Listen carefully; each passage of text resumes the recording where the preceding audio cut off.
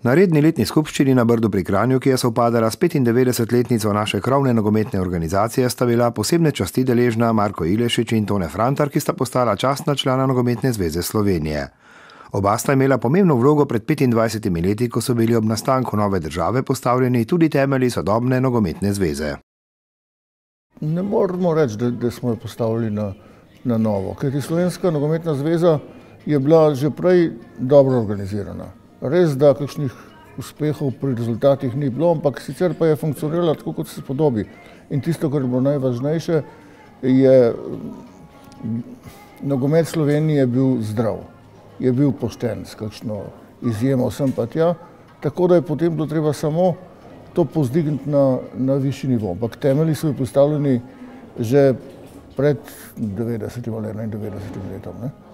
Pač pa je, mislim, da je tisto, kar nam je uspelo vsem skupaj, z igralci na čelu do funkcionarjev, vsem skupaj dvigniti samozavest.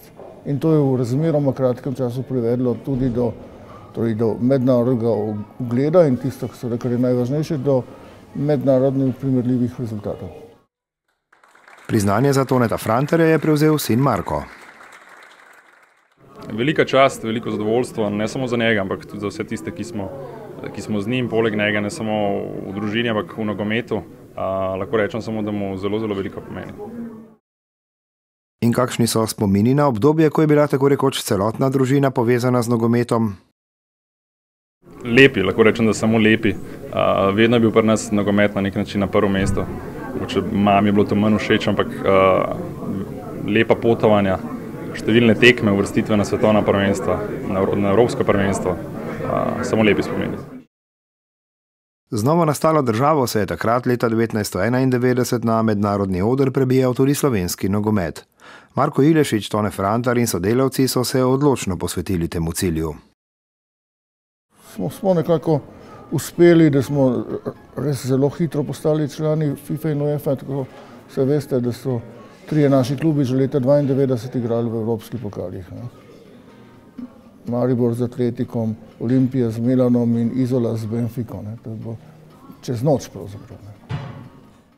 V okviru iskanja neke identitete bi takrat šport verjetno poleg kulture nekaj najbolj pomembnega. Res, da takrat sicer uspehi niso bili taki, kot so sledili po koncem 90-ih in rečemo tistih zadnjih 15 letih.